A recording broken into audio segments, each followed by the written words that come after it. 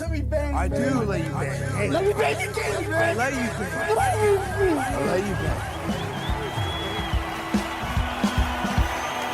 Greetings, marrieds and virgins. Go for Jesus, not for KGB, people. Hey, I'm not surprised, motherfuckers. Ladies and gentlemen, it is time once again for your favorite mixed martial arts podcast. Recording out of Los Angeles, California, it's MMA Roasted with Adam Hunter. Who the fuck is that guy? Who the fuck is that? Welcome to a brand new MMA Roasted Podcast. To Adam Hunter. I'm here with the great Terrance McKinney, dude who's like, last fight lasted 5 seconds, and everyone's going nuts. But when I finish in 5 seconds, my wife complains. She says, "What is this bullshit? I didn't sign up for this." You are a monster, man. Congrats on all your success. How are you, man? I'm doing great, brother. A little sore, a little tired, but we're doing good. Now you train out of Washington? Yeah, I train at Warrior Camp. Are you with Rick Little, Sick Jitsu? Yeah, I was with him before this, yeah. Oh, okay. So you like left Rick? Yeah. Oh, all right. We'll move on from that. Okay, so you're at Warrior Camp. You're kicking ass, man. And how do you feel, man? Are you like still buzzing? Are you still happy? I mean, talk to me since your last 5 second knockout. I'm chilling now. I try to put it. It's just like one match at a time. Like I wrestled like in college, I wrestled at tournaments.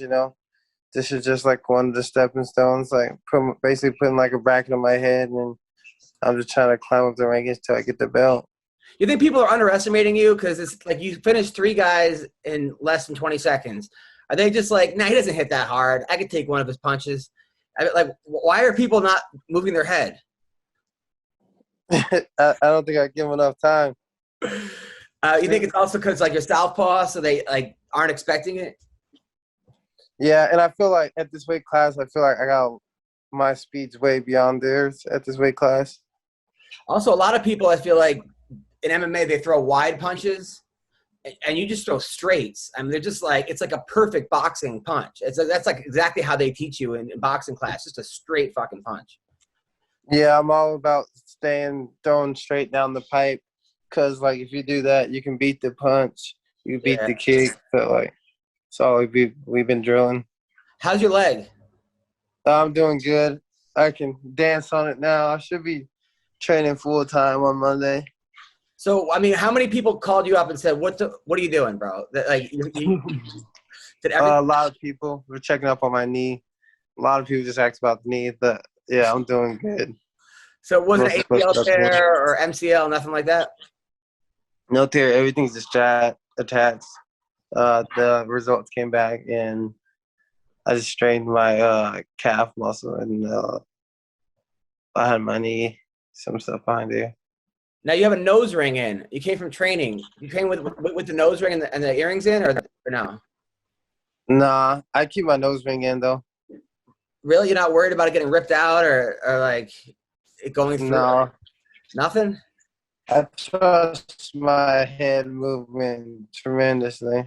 Oh, that's actually pretty smart. You should get 2 of them. That way you definitely don't do it. That's a good. What are you doing? Are you playing video games right now? How much weed did you smoke for this interview? Nah, I just woke up because I've been training, so I'm pretty much tired as hell. Oh, okay, cool. Now I was going through your backstory, man. Like you've had a crazy life. So talk to me a little bit. So you grew up in Washington? No, but pretty much though. I came down here when I was like in the 5th or 6th grade.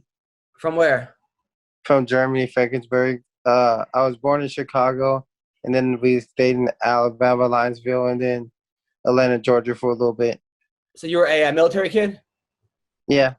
Yeah. All right. Dad, Army, Navy? No, my mom was in the Army. And your dad? I don't know who my dad is. My stepdad was in the Army at the time. Okay, so your mom and stepdad got together. They met in the Army? Yeah. You're not supposed to do that. You're not supposed to do that, right? That's like yeah. That's how I got to Washington, though. Okay, got it. You got to Washington. Your parents, you never knew. You don't know your dad. I don't know my mom, so I could relate a little bit. She left when I was 3. Your parents got together. They're in the military. You're traveling. And at what age did they start you wrestling? I tried wrestling one time in 5th grade, and then I tried it one more time in 8th grade, and then I fell in love with it in high school. High school. So you wrestled in Washington. Were you any good? Did you place in states? Yeah, I ended up taking 3rd in my sophomore year, and then 1st twice. Wow, 1st in state twice. Yeah. That's good. I was actually 1st in New England prep school 4 times, but that's still good for you. Good for you. That's actually okay. Yeah, That's I love any wrestler. That's tight. so this is before you were even. I mean, way before. So okay, so your 1st twice in state. Then you went. You got a college scholarship. Yes, sir. To where? I ended up going to North Idaho College, and I was ranked number 1 in the nation there as a freshman. Wow. And then I went to Shattering State College. It's D2, and then I ended up I redshirted, and then I was ranked number 2 in the nation there. Wow. Now, did you actually win the nationals, or you were just ranked that? I was doing a lot of smart stuff, but All-American one time. But I was a Philo National All-American as well. Wow, that's really good. So you were a good college wrestler, but you were now the first one in North Idaho when you were ranked number 1. That's what, D2, D3? Junior college, and then I went to Notre Dame College. Got it. So your grades weren't great. Well, they're decent enough to stay eligible some years. Got it. Now I read that you partied, you were doing drugs, you were like taking what, LSD? The fuck? Yeah, shrooms and acid that night. I was 19. 19, so you're what, sophomore in college. This is what, in Idaho? Yeah, no, this happened in Spokane. In Washington. Oh, so you were you're back like a party at home. Yeah. You're taking shrooms, taking acid, and the cops came and tased you twice? Yeah. Like what? Like, because they just said that in the UFC.com website, but it didn't tell you like why they tased you or like what happened. Like how did that happen? Well, I would start tripping really bad. I did like $3,000 worth of damage to the girl's house. And then I was like punching cars and stuff. But originally, why I just saw it happen is because my body got shut down, and I fell through a window and I knocked myself out. Wow. Okay. So you're tripping on acid. You're punching someone's house. The person's probably flipping out. Now, why are you punching? Did you see goblins, or why were you punching all the stuff in the house? I think it's mostly because like my body was just running, and I was completely knocked out, so it was just running because of the drugs. Okay. So I wasn't really in my right mind. You know what I'm saying? Now, who gave you the? Now, was this like the first time doing LSD and mushrooms? No, that Vaz Pondy I took, yeah. Wow. Hold on, I gotta hear this because I'm supposed to have Andrea Lee in 5 minutes. So trying to get her like in 20 minutes. All right. Okay, 20 minutes.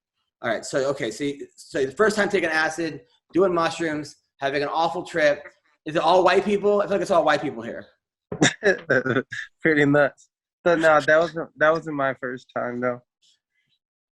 All right, so the cops come and they see this huge black dude who's a state champ wrestler punching everyone's cars, and then they tell you, "Hey man, relax, calm down," or they will taser first right away. Well, no, they tried to stay calm, but then I was like bleeding out, so they like had to like sedate me. So because I was hands are bleeding. You're like hands are bleeding from punching everything. Yeah. My face was bleeding from falling through the glass. Okay. And now are like girls like, Terrence, calm down? Are girls telling you to calm down? I feel like there's a lot. They dipped out. They were scared. I was just by myself, and they were acting like they didn't know who I was and stuff. Oh, and so like this crazy black guy jumped into our house? Yeah. Oh, that is some bullshit. Did yeah, they say we gave you the mushrooms? Did they say we gave it to him or no? Obviously not. Nah. They're like, we don't know what drugs he's taking. So the cops tase you, and you're on the ground, just whatever, and then you were pronounced dead? Well, I ended up dying 2 times in the ambulance. Oh, my God. How do you – so you die, you come back to life, then die again? Yeah, heart stopped 2 times. Wow. Now, when you died, did you see angels and like, what was death like? When I remember going to heaven, and then like that was like the last thing I remember. Then I woke up the next day. What was heaven like? Was it all just like naked chicks blowing you? Nah, it was just imagine like the most prettiest beach you ever been to in your life. The most beautiful creature? Beach. Oh, heaven was a beach. Wow. All right. So that you're on the beach and you're getting sun. And are other people there, or like just you? It was just me. I was like a super being. So you were a super being on the beach. Now, did you go in the ocean? Did you swim or surf or no? No, I was just looking at like pretty much the whole place. It was crazy. And no chicks anywhere? Because I kind of get. I mean, I feel like that's like Castaway. That might kind of suck. You're stuck on a fucking beach. All right. So then you wake up and you're in the hospital. Yeah, I'm tripping so bad. Like, and I saw the cops, and I was like, I knew they were gonna try to take me to jail the next day. So I like snuck out the hospital. I was like, it felt like 007. Like I could move so quiet. I was focused, and I like snuck out there. Did like a couple army crawls, couple rolls, hid in a couple people's room. From the hospital.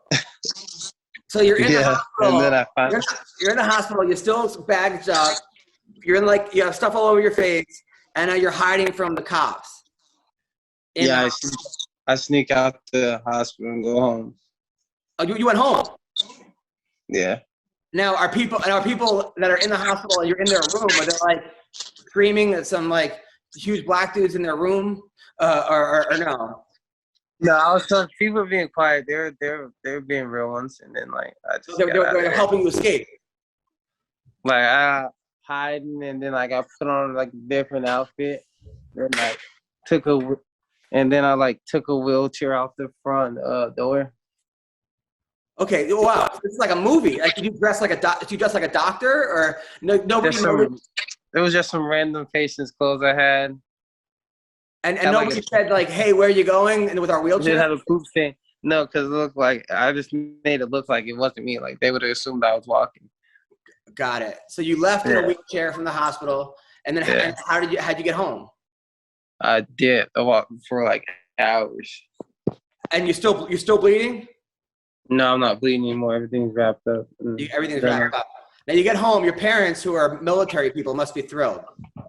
Oh no, my mom was by herself at the time, but yeah, she was pissed. I was grounded the whole summer. Grounded? You didn't get arrested? God bless me. I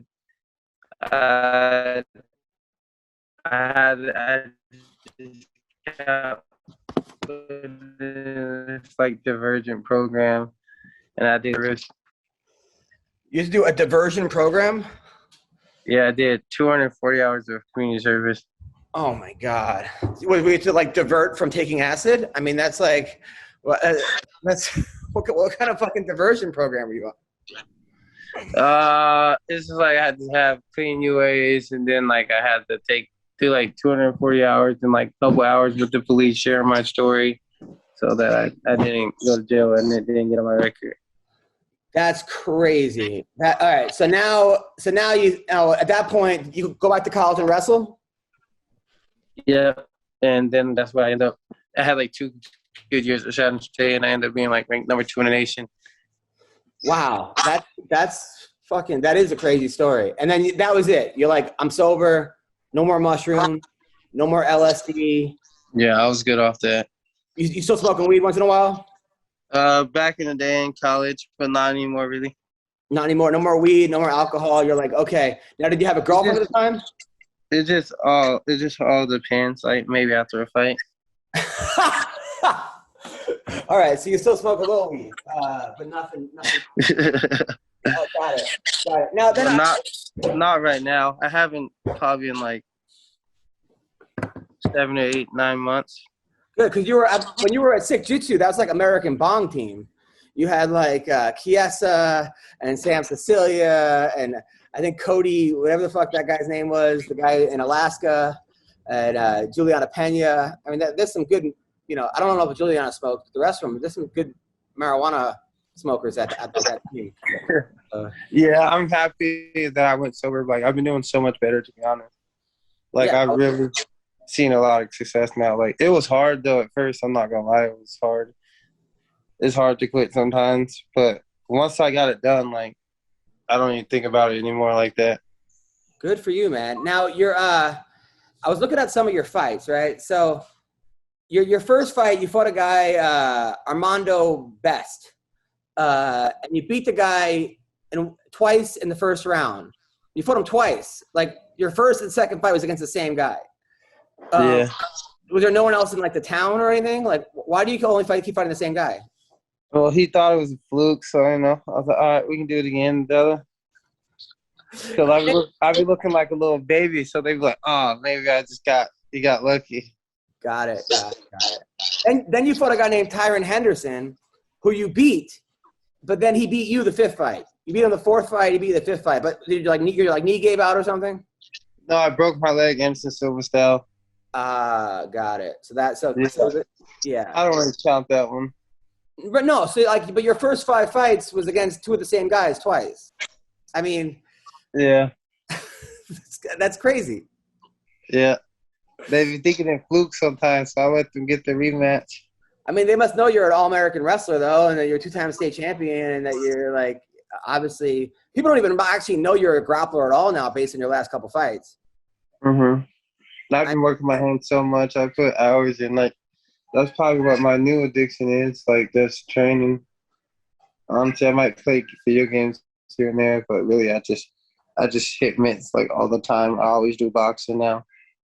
How do you improve your power? Because it seems like your last 4 fights have just been knocking everyone out. What I do is, like, how I've been increasing my power is just, like, doing just a bunch of heavy bag work. And I do with the medicine ball, like, chuck it at the wall. And then, like, I work on just, like, recoiling my punch back faster than I threw it. And that adds, like, tremendous punching power to your punch. By the way, your dad is the one who told me that, like, you were sleeping. Your dad was on your Twitter account. I thought I was talking to you. Am I talking to you or your dad? You guys share a Twitter account? You're talking to my dad. He has on me, like, yeah, I was asleep. I trained and I slumped hard. I totally forgot, man. So that's my bad. So the whole time I've been talking to your dad, the last week? No, sometimes it just all depends. Like, yeah. So how do you know if there's like a chick? Are you single or no? I mean, pretty much, yeah. I'm single. Oh, I'm sure your girl loves that. Now, how do you know if you're not sending naked pictures to your dad? I send it to him. No, I'm saying someone thinks they're talking to you, but your dad's on your Twitter account. What if it's a girl who's like, "Hey, you like my tits or something?" Like, then your dad looks at it. I think he'll look at those, but, like, if it's like an important one, and if I can't get to it, he'll apply to me. Got it. Yeah. I was gonna say that you have a lot of trust in your dad. A lot of trust. Now you finally got the call to the Contender. You were up there. You got there. You were doing great, and then you lost by a flying knee. Was that something that just was like? How do you come back from that? Like, I wrestled before, so, like, I know what a loss feels like, and I know what it takes to bounce back. And, if you dwell on it too much, then you let the loss define you. It's gonna eat you alive. So I just, like I said, you win or you learn. That's how I feel. So I just went back to the drawing board. I knew what I had to work on. Well, it was crazy. So then you lost again after that. At that the next fight, you lost to Derek Minner. At that point, were you thinking about hanging it up? No, because those were just unnecessary losses. Me trying to be a macho tough guy, being cocky. Like, because I was supposed to have surgery during the Contender Series because, like, during that training camp, like, a lot of people don't know, like, I fractured the ball of my shoulder and tore my labrum. Damn.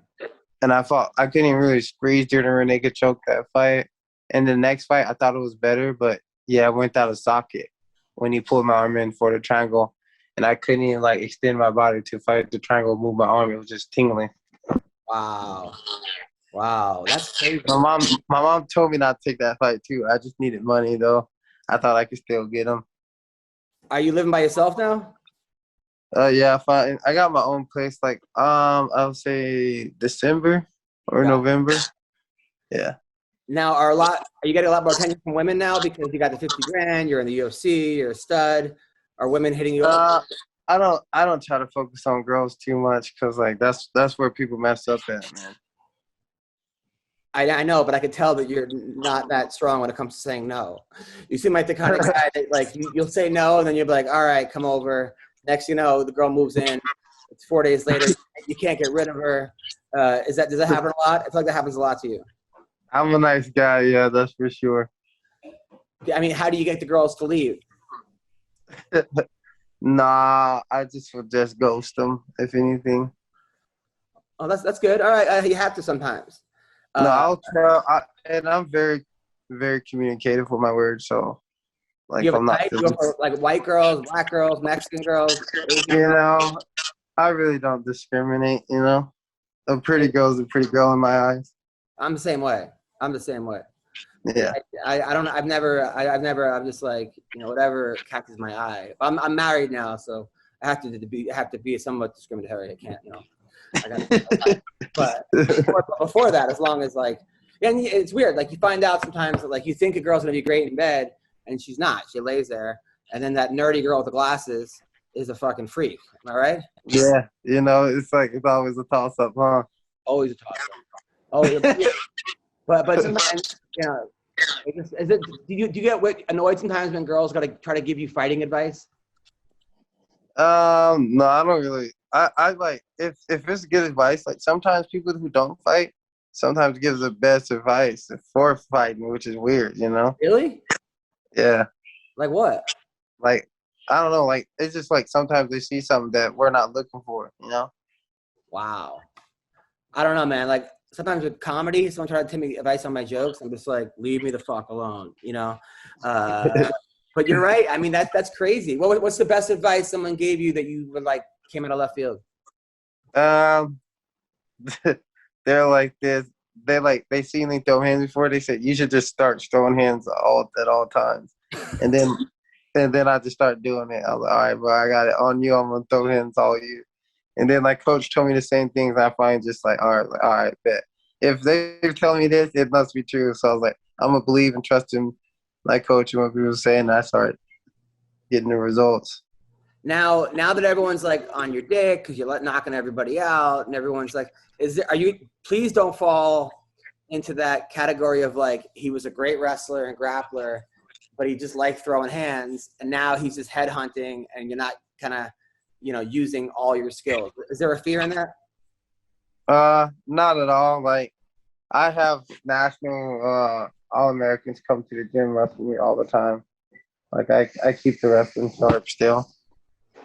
Because just in case someone does have better hands or I get caught, it's nice to have that in the back of my pocket. But really, I'm only trying to get knockouts all year. That's where you get the bucks at. So, and like my main goal is to get as much money as possible, so I can take care of my family, have generational wealth.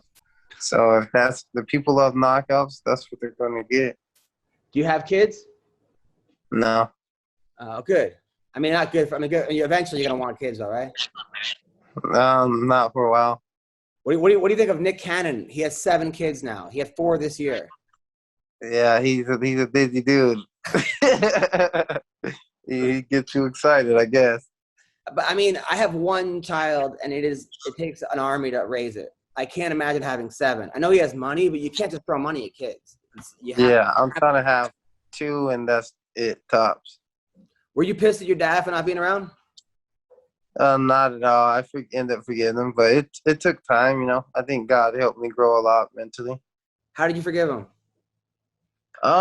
It's just because like I don't know what his life looks like. I don't know what he was going through, you know. And you know, maybe everything has a reason. Maybe he really couldn't handle it. It would have been a bad situation.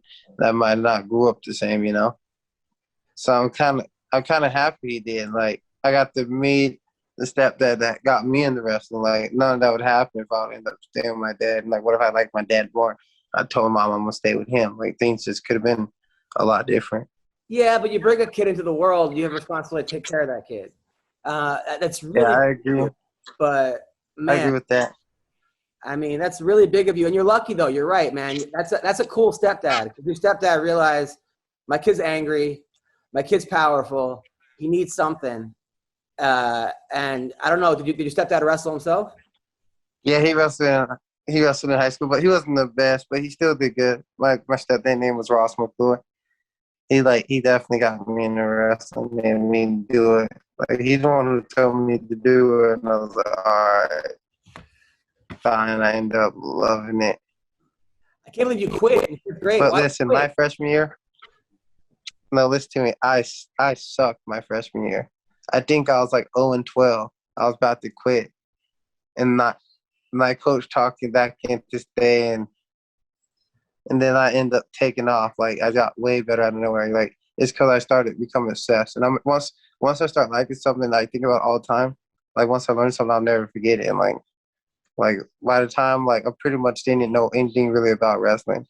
And then I ended up making it almost a state at the end of the year.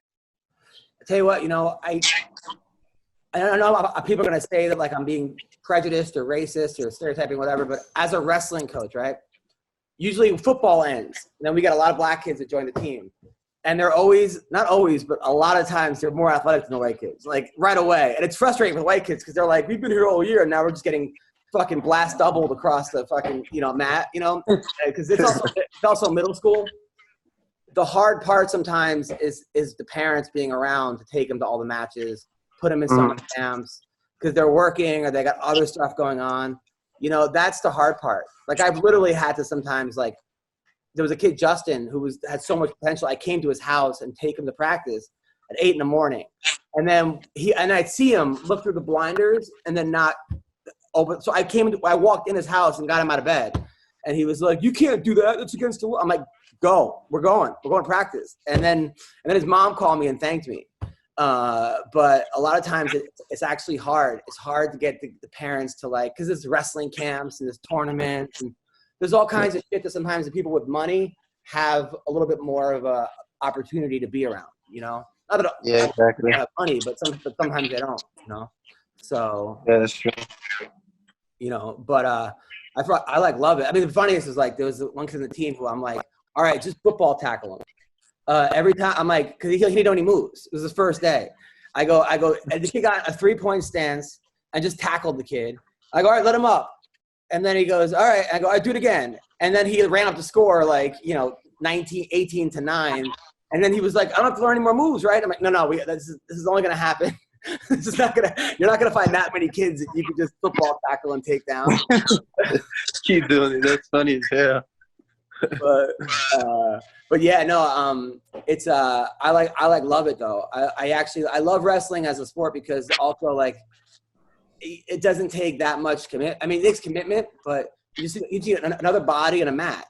You don't need fucking hockey pads and a hockey rink and sign up for a time. You don't need a golf club and sign up for tea time. It's the most basic primitive sport, but also the best. Yeah. And it's so good for actually creating a bond with, like, just some bros. Like, that's probably some of the greatest, my greatest memory were back in the day, wrestling in high school. I loved it. But you must have had a good coach, man, because your coach, if you went 0-20 your freshman year and you were about to quit, he must have really saw something in you. He must have known that, like, hey, the kid's got natural talent. He's probably losing on technique or just doing stupid things and putting himself in bad situations. But if we could just correct that, he's going to be good, which you could see all the time. I mean, you could see that all the time. And I remember when Brock Lesnar came into the UFC, he lost in a minute and a half to Frank Mir. But Rampage said to Dana White, this guy's going to be champ one day. Which is, like, hard. It's like when you see somebody lose, but you're like, oh, the kid's going to – it's just – he only lost because he got caught in this, So you must have had a pretty good coach to actually spot that. Yeah. That was my favorite coach, John Howard. He was the man. That's cool. That's really cool. So, and I also heard that you also didn't like in the beginning talking about you being arrested or not going to the hospital and dying. You were embarrassed about it. but now you think you could help people. Yeah, it's just crazy how it all goes hand in hand. It always be like that. Like something like it's just crazy. Like God made it into a blessing. Like I remember used to hate talking about it because I was so embarrassed for myself being out there like that. Nah, fuck that. It's amazing. And I can't believe that you did LSD, you fucking psychopath. But listen, Terrance, man, we got Andrea Lee on the show. I just want to thank you for coming on, man. I'm a huge fan. Keep it up, bro. And when you're the champion, please don't ghost me. All right. Remember. No, well, I got you, brother. You're a cool dude. I enjoyed talking to you, man. Straight up. Thank you. And Andrea Lee, you know Terrance McKinney? Yeah, I've seen him fight. Pretty impressive, right? 5 seconds to finish the dude. So impressive. Yes. I want to get me a finish, in like 5 seconds. That'd be awesome. Hell yeah. Well, I was like, look, if me and you were single, I could finish in 5 seconds. Anyway, listen, Terrance, you're amazing. I'll talk to you soon, brother. All right, stay blessed, you guys. Take care. Later. That was Terrance. Andrea Lee, how are you? What's going on? Doing good. Sorry, I've been cleaning and I just lost track of time, so I just not saw my time on my phone. So no, it's all good. It's perfect. You look great, by the way. Thank you. Are you home? Where are you? I'm at home. Are you in Texas? Or are you in New Orleans? Louisiana. Now, is that where you? Why do I always think you're from Texas? Because I am from Texas. I was born and raised there, but then I moved to Louisiana, and I live here now. So. Okay, so you have a house in Louisiana. Yes. Now, are you like the local celebrity? Do people you go out and people point to you and be like, "That's the fighter"? And I guess sometimes I do catch that a little bit, or I get people who just want to come up and get photos and stuff. I mean, it doesn't happen all the time, but I mean it happens. By the way, thanks for coming to my show a couple of times. You came in Vegas, super sweet. I've always been like. By the way, and you look jacked. You have that like thing that I want. Like you have that like you look like you've been, that line. That yeah, like. I mean, I feel like I guess that comes with the territory. Training and working out all the time. I don't know what it's like to not have it now that I have it. It's like I'm so used to seeing it. It's a little intimidating. I'm not gonna lie. People ask you if you're a bodybuilder a lot. If I'm a CrossFit. Oh God. Do people like annoying CrossFit guys with like man buns come up to you and be like, "Hey, we do CrossFit together," and then you have to be like, "No, I don't. I'm a fighter. You fucking poser." No, I haven't had that. Just I've just had some people. They're like, "Oh, you look like you definitely do something. Are you in CrossFit?" And that's always the first thing that people ask. So that's so annoying. That's got to be terrible. It's like the worst thing I've ever heard in my life. Yeah, I'm like, no, I don't do that. I don't do CrossFit. I don't actually fuck people up. I don't like to like injure myself like that. You're throwing around a whole bunch of heavy weight like for a matter of 60 seconds and getting it for time. And I don't know. I don't like to do that. I like to go through the motion and do it correctly. Now I looked at your ranking. You're ranked number 11, which I think is bullshit because some of your fights, like even the Roxanne fight, but the Lauren Murphy fight, which is a split decision, you lost, but 12 out of 12 scored her for you. Which in MMA Media, and your fight against JoJo also split decision. If you would have gotten those 3 fights, you would have won 11 in a row, and your last loss would have been 2016. So yeah, that's been nice. That ranking is bullshit. Well, it happens, and I just am like to the point where I don't even want to look at the rankings. I don't care where I'm ranked. It doesn't really, it doesn't really, like, yeah, I'm ranked 11, but I know I'm much better than that. I know I'm much better than that. And I know that my last fights, I've been close, except for the Roxanne fight. That one, I give that one all, all to her. She showed up. She was ready to fight. I showed up and I half-assed it. And that's what my fights look like when I half-ass it. And that's what it looked like. It looked like crap. She's very awkward. Like I trained with her before. She's awkward as hell. She is. Did that throw you off a little bit? Maybe a little bit, but I think because we had fought once before, and that one was way more exciting fight than this second one that we've had together. Maybe her awkwardness has a little bit to do with it, but I think for me mostly it was just not having an audience in the crowd. I think it just felt so weird to me. Like, I don't know. Like, there was no energy. I didn't feel like I was really about to fight. You know, I don't know. And of all promotions, I didn't feel like I was fighting for the UFC, you know? That makes sense. I mean, doing comedy for no crowd is the worst. It's like, yeah, man, I couldn't imagine. Like, I did one that went so bad the audience muted the comic. It was fucking horrendous. It was like awful. So I could only imagine fighting. And also, you seem like the kind of girl that like likes attention, and not in a bad way. But, yeah. You know, you wear a cowboy hat and boots, and you just like you wear the midriff. You know, you're not one of you thrive off the. All right, you don't seem entertained. Well, I do. Like, especially whenever it comes to fighting, because I just love the fans. I love the energy, you know, and I love to like, you know, I love to dap my fans up whenever I'm walking to the ring, you know, and I like to wave to the crowd. I don't like to just be like focused on getting to the cage. Like, I like to enjoy the moment and be in the moment, you know, and the fans help me be a part of that moment, you know, they make it memorable. And so, you know, I like to feed off of that. And I think it helps a lot. Even the boos, you know, like, I mean, being booed, you know, I mean, I feed off the boos. You know, it's like, oh, okay, so y'all are here for the other girl. Well, I'm going to disappoint you guys. You're not going to be leaving here sad.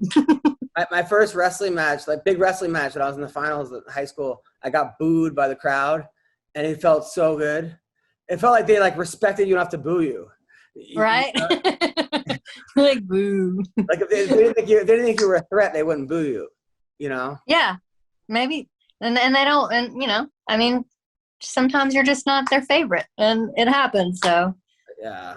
Well, your last fight against Shevchenko was insane. And you showed off your jiu-jitsu, which is crazy because, I mean, we'll get to this, but you were like a boxing amateur Golden Glove champion twice. You were a world kickboxing champion, Muay Thai champion.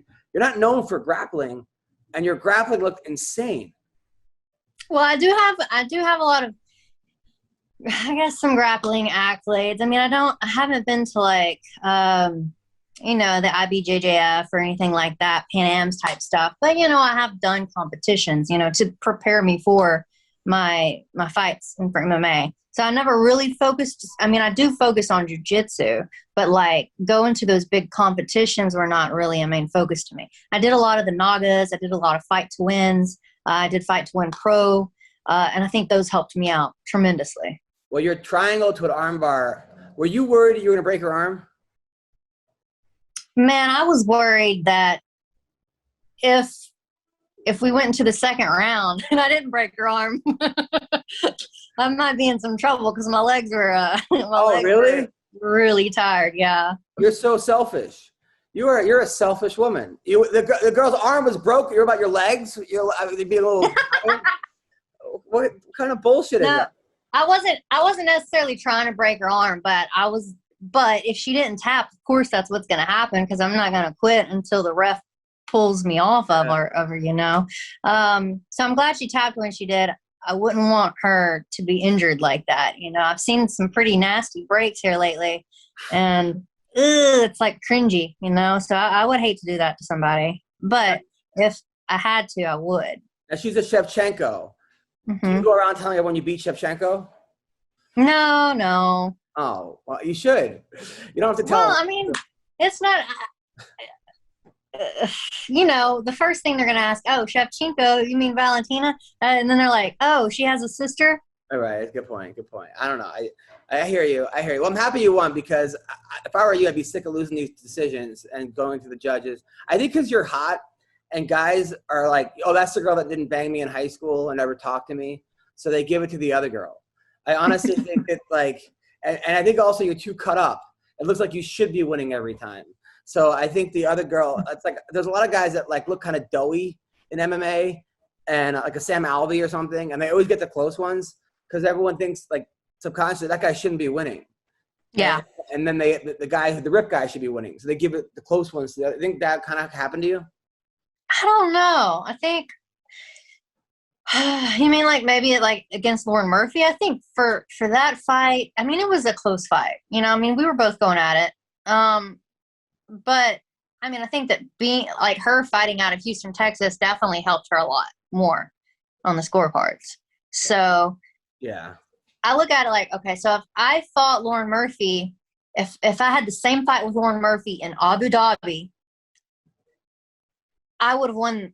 Like, I would have won that fight, you know. But if I had a fought like that same fight that I had with like JoJo, because I took JoJo down a couple of times, just like you know, she didn't take me down any. I took JoJo down a couple of times in the first and I think the second round. In Houston, you know, Lauren Murphy took me a couple times, but I popped back up. Like, I didn't give her a chance to do anything with it. But like, had the judges been reversed, you know, I think that I probably would have won both fights. Like, had I had that fight in Abu Dhabi, because like my fight with JoJo was more, I guess, grappling heavy more so than it was striking. You know, my fight with Lauren was more striking. Got it. I don't know. I I'm happen to just love Lauren. She's a good friend of mine, and I haven't seen her in a while. And you're both really good people, which is nice. But yeah, she is. I'm looking at your accolades. 2014, you were the World Classic Amateur Featherweight Muay Thai Champion. 2014, you were the Open Lightweight Muay Thai Champion. You were the WKA Amateur North American Kickboxing Champion. You were you won that again. You were the International Kickboxing Federation. What got you into kickboxing and Muay Thai? Well, you know, my coach, who was also my husband at the time, he did a lot of a lot of kickboxing tournaments, and you know, he had some belts. And not only that, I just really wanted to sharpen my skills in those areas, you know, so that I would be better at MMA. But you know, I felt like because I wasn't getting as many MMA fights, I needed to venture out and get fighting somewhere, you know. So whether it was MMA or kickboxing or Muay Thai or just boxing, like at least I was competing and I was preparing myself for the bigger stage. Right. Well, I mean, it was you're good. You're really good. You do those crazy also reverse kicks and wheel kicks and spin kicks. And I have. Yes, I have. You know, I've kind of gotten away from those, but I've been actually working on them a lot more lately. So just like there's a setup off the spinning back fist that I really like with the spinning heel kick. Just don't fall in love with it too much. Like that girl who's like the Instagram model who's like always shows her ass in Bellator. And her coach was like, stop going for spinning shit. You're fucking losing the fight. You're ground game. Oh, yeah. And then she just kept going for it anyway. She's like, fuck it. Yeah. No, well, that's why I haven't, you know, I mean, I haven't really thrown any of those in a fight so much. I had the spin back fist, you know, and I've gotten caught a couple of times on those. They land sometimes, and then sometimes you're not so lucky. Now, I was very worried about you. I've got to say, your ex-boyfriend, who we had on the show before, when we had you and Rachel Ostovich do a press conference. And then at the time, your boyfriends got into it with each other. And now that they're like both in jail, which is also crazy. He was on the run for a while. The whole MMA community was looking for him. Did they ever find him? The whole MMA community. It's like the MMA community became bounty hunters. Everyone became a bounty hunter. I remember what's your name came on the podcast at the time. Andy, and said the guy was a psychopath, and she fled your house at 3 a.m. because she heard he was beating you up in the bathroom and burning you with cigarettes, and it was like a fucking Lifetime movie. I didn't even want to I didn't even know where to go, because if I make a joke, I get canceled. You know, I didn't want to make jokes. I was worried about you. Did they find this guy? Is he going to come here? Like, what's going on? No, we don't speak, but we are officially divorced, you know. We are settled with our custody, you know. We are, you know, he sees Ainsley and I see Ainsley, and we just don't communicate with each other. But yeah, he did go to jail, but then he got out, you know, and he wasn't in jail that long. And, you know, he's had some court issues and, you know, so he still has to do his court stuff. But other than that, you know, it wasn't, it ended up not being as like a life sentence or anything like that. Well, he got off easy, because if he was beating you up and burning you with cigarettes, he didn't burn me with cigarettes. That was like Andy heard me say, "Stop, you're gonna burn me." You know what I mean? And I said that because it was just an incident. I mean, like, he got it like really close to my skin, and I was like, "Stop, you're gonna burn me." So Andy thought that he did burn me, and then that story just kind of like he's putting cigarette. What kind of a train fighter approach you with a cigarette? Like, I mean, so he has and why wouldn't you just karate chop it out of his hand or something? Like, what the fuck happened? Like, why does he have a cigarette? Like, he's just it was a joint. no, he has a joint, and he's coming towards you with the joint, and he's like, I'm gonna burn you with it. No, it Can you was. blow it out. We were having an argument. We were having some issues, obviously, and we were kind of talking. I don't know. It was just one of those. He was just taunting me, just trying to piss me off. Oh, you're in a fight. He's got a thing, and he's being a dick. It was just a dick move. Yeah, I mean, like, fucking get that thing out of my face. And he sees that you're getting mad about it, so he's doing it more. Andy hears it. No, he only flashed it at me like twice and then stopped. Andy hears this and runs for the hills? No, Andy didn't. No, she didn't like run out of the house like that. By the end of the night, by the time, I was the one that ran out of the house. You ran out of the house? And then Andy came to look for me. And then while she was looking for me, that's when she called the cops. And then the cops got involved. So. Okay, but the guy did hit you or punch you or something, right? Or kick you or something. Like, some shit went down. Yeah, there was some shit that went down. I mean, I don't necessarily want to like go into. You don't want to relive it. I get it. Okay, well, I'm happy you're okay now. Okay, you're okay now. You're doing well. I just think there were a lot of questions went on. The guy about his. Okay, so now you have a new. Yeah, there was a lot. I mean, I guess because I don't want to necessarily just like. I would say the thing about the cigarette was the lie, but there was a lot of the other stuff was true. Some things were a bit exaggerated, but it was a toxic relationship. Yeah. And it was hard because he was your trainer, and he got you to where you were, helped get you, and you probably felt some type of loyalty to that. Oh yeah. And you don't want to lose that. At the same time, he's like, if you were. He's also the father of my child, and there's that, and his family's very closely involved. So I mean, there was just a lot. Yeah. That kind of was tangled up. Lot that's tangled up, and then you did. It was a lot. It was hard to walk away, because of everything. But you did. You walked away. Yeah. You got it landed on just like a Lifetime movie. You're on your feet. You fought. You won. You're still in the UFC. You got full custody or partial custody or. We agreed to 50-50. All right. So week on, week off. That's probably good for the kid. Yeah. She loves her daddy. So okay. All right. Okay. So he's a good dad. And now you're dating another fighter now, right? Dating, yeah, Tony Kelly. I like Tony Kelly. He was on that MTV show. Oh wow, yeah. He's always like, ugh. He was on the MTV show. I've had him on the show before. Nice guy. He treats you well. It must have been a breath of fresh air because when you're in that toxic shit and now you're dating a young stud, like boy band member kind of guy. Oh my God. You guys got a boy band member. Yeah, he would have been a drummer. He actually was. He was in a band when he was, I guess, a teenager, early 20s. He's got a 12-pack, and you're like just like MILF, single MILF. MILF. You're coming out of a bad relationship, and you're like this like beautiful bird that's been wounded. And then Tony, how does Tony like approach you? Does he say, "Listen, like I don't smoke weed. I won't burn you with joints"? Like how do you trust him? Because I know it's hard to go back to a guy after all this shit's been done. Were you thinking about becoming a lesbian? Were you done with men for a while? No, but I was done with being in a relationship. I didn't want to be in any relationship. I just, thought that being single and just finding myself again and just learning how to be on my own was probably the smartest thing for me to do.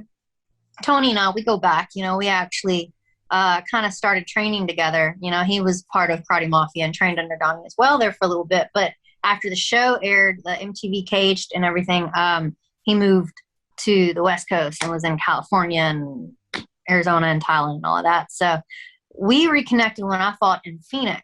He messaged me and was wanting to hang out and stuff whenever we were there. And I gave him a ticket, got him to put, he came to the fights and stuff. And so that's kind of like when we connected. Okay. And then everything just kind of went from there. Now, was he, you at first you were like, I'm done with fighters, done with people, I want to date a banker, or you were like, fuck it, I like bad boys. Tony Kelly's a bad No, I was boy. definitely done. I was in my mind. I was like, man, I definitely don't want to like date another fighter. And I certainly didn't want to have someone else who was like coaching me and telling me how to train and live my life and just, you know, be all bossy. And, you know, I didn't want to do any of that again. So like when Tony and I first started dating, I was really very standoffish. You know, I was like, I don't want to really be serious. I don't really want us training together. I don't want you coaching me. I don't want you in my corner. I don't want any of that. You were like, listen, you're a fuckboy to me. I'm just going to bang you and then you could leave. Like, I like that. I like the companionship. I liked our, you know, because we were friends too. I liked what we had. I just didn't want to mix. I wanted to actually have a boyfriend. I didn't want to have a business partner. You're like, I'm not giving up the pussy unless you're in it for the long haul. All right? No. I'm not trying. No, I'm just saying, like, if I was going to be in a relationship, I wanted it to be more I wanted it to be a relationship because I was so used to having a business type relationship. Oh, okay. You know what I'm saying? It was always about separate from all this. It was always about fighting, and so I was like, it feels nice to have something that's like separate. You know what I mean? Right. Yeah, I know exactly. But it's kind of hard, you know, when he's also a fighter. I mean, that's his life. So it was just really hard to I heard stories about you that like you went for like the worst guys. Even I heard that you went for, we're not going to talk about it, but I heard that you went for guys that were just like, I'm like, no. So when I heard that, like, so yeah, let's not ever talk about it. We're not going to talk about that. So when I heard that you're with Tony Kelly, I like it.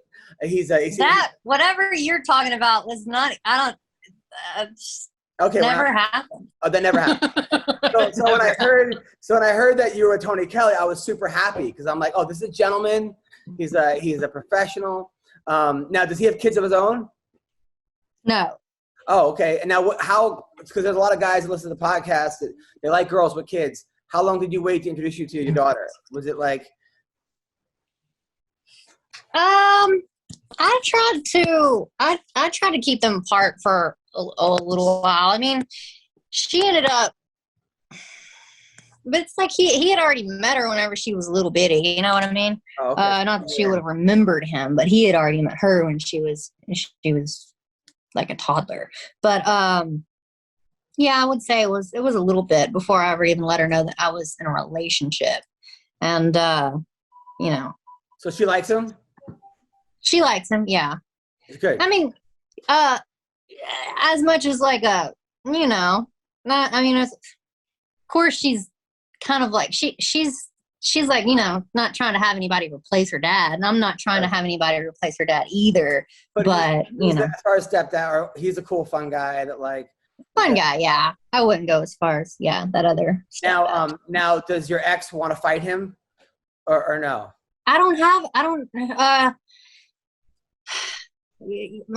As in Donnie, no, I don't think so. Oh, good. Because is he like, hey man, you're messing up the wrong tree or something? Because I think Tony would fuck him up. I don't really know Donnie, but I think Tony would win. No, Donnie and I, we both have separate lives now, and you know he had moved on, you know, and started another relationship too. So I mean, we don't, you know, he doesn't. I haven't heard anything anyway, so he keeps to himself. Is he dating Ashley Evans Smith or something, or anyone that like we know? Like, is it like a weird? No. No. All right. Good. That's good. I like Ashley. No. I know she goes for rough guys too, so I thought maybe. All right. So. So good. So I like it. Now, do we have another fight set anytime soon?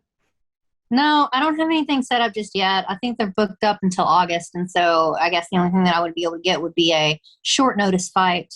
Oh no. And I don't really like short notice fights, but I'll just try to stay ready. So who do you think wins in bare knuckle boxing between Paige Van Zandt and Rachel Ostrovich? Because they're fighting. Man, that's a tough one. I mean, it's tough because I mean I haven't got to train with Paige, but Paige did good in her last fight, you know, for bare knuckle boxing. I thought she did much better than anyone was going to give her credit for. You know what I mean? And Rachel, I think Rachel hits really hard. She has good boxing. trained with her. I've sparred with her. You know, her boxing is really good, but just it's hard to say because I mean, bare knuckle boxing is just a different. Yeah, it's different. Yeah, of course. It's different entirely. So I mean, I think that both of them, either one of them could win. I mean, I think it's just who's going to be the toughest. Now, do you watch every fight? No. Oh, okay. So we're not going to go over it. Who wins, Poirier or McGregor 2? McGregor 3. I'm going to say Poirier. Because he's from New Orleans. You guys are friends, and Louisiana. Well, I had Poirier last time, and look what he did. Okay. All right. That's good. All right. I like it. You're a loyal to the soil kind of girl. I like him too. I really hope he wins. Of course I hope he wins.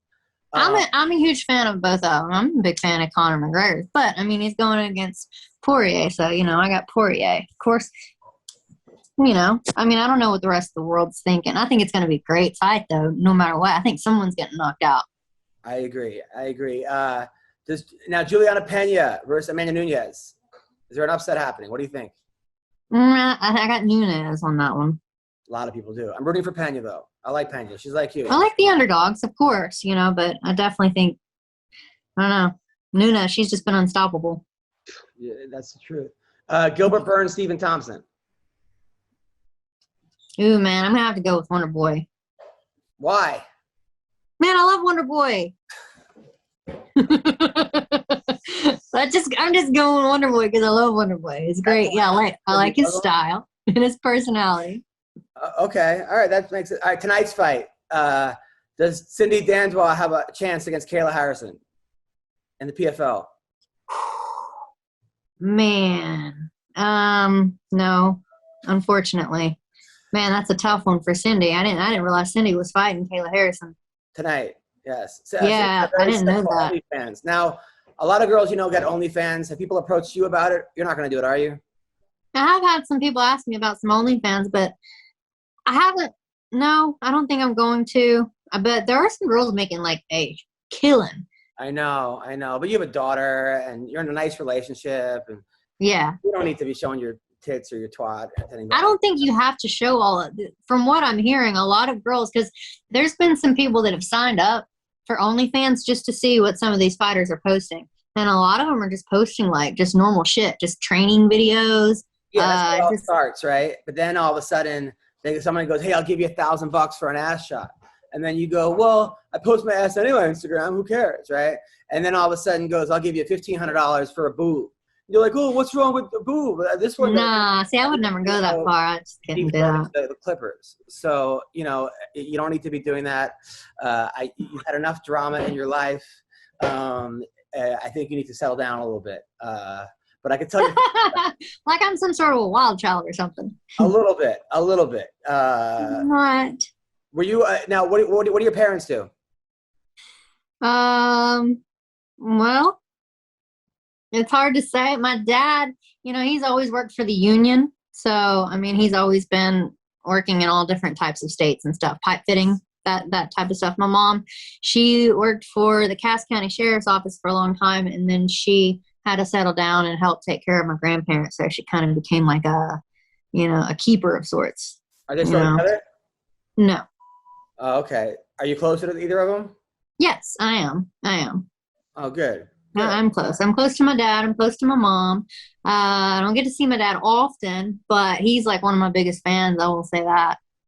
Why did you get into karate at a young age? Well, I didn't get into it at a young age. I actually started around 20. Wow. Yeah. What did you do before that? Any sports? I played sports. You know, I loved, you know, sports in high school. I did volleyball. I did some track. I wasn't like a runner in track. I was more of like, I just did that just so that I could play volleyball. So I did like shot put and discus, and I sucked. I did powerlifting as well. It was something that our school adopted, and, you know, I thought I'd try it out. And I did all right, but I didn't really. It's not like I became all beefy or anything like that. I just did it because I wanted to work out and lift weights. And you were 20 years old, and you walk into a Muay Thai gym, and you were like, "I love this." Like, why did you start that? Well, as a kid, I wanted to do I wanted to do martial arts. I wanted to take karate. I wanted to do something. You know, of course, all of us who are into martial arts, we've like watched some sort of Dragon Ball Z, or, you know, we watched Jackie Chan and Jet Li, any type of like action movies, you know, that kind of like struck an interest. And it did for me. I mean, I always wanted to learn how to fight and do stuff like that, because I always thought it looked really cool.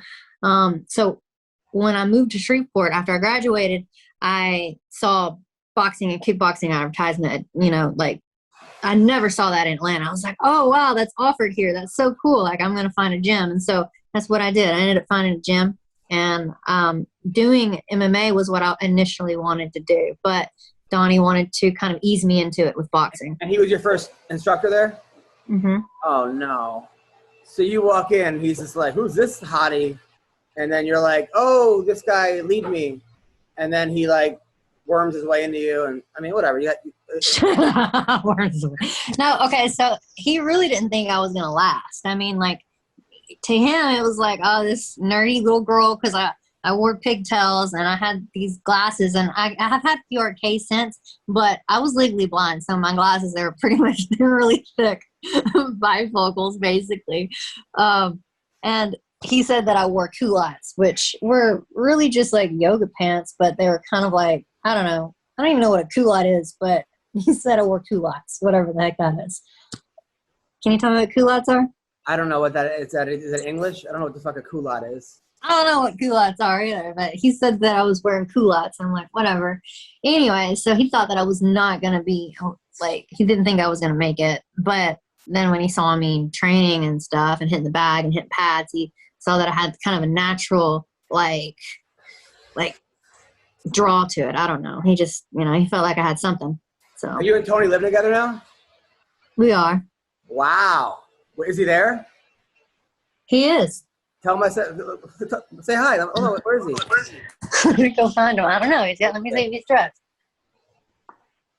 Let's go see what he's doing. He's probably fixing his hair. We got some MMA fights, some local MMA fights we're going to today. Oh, here he is. He's fixing his hair?